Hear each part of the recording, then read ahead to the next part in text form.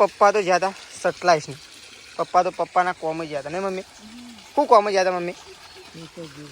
હા એક ખેતર રાખ્યું વેસાતું ગીરવા ગીરવા એ શું કહેવાય ગીરવા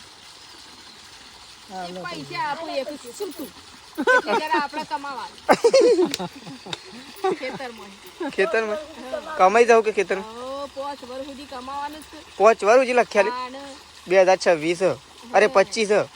30 2030 માં 31 માં હાલવાનું નહીં પ્રકાશ એટલી કરતો નીકળી જાય પૈસા કેટલામાં રાખી હા 72 તો નીકળી દે ના નીકળી દે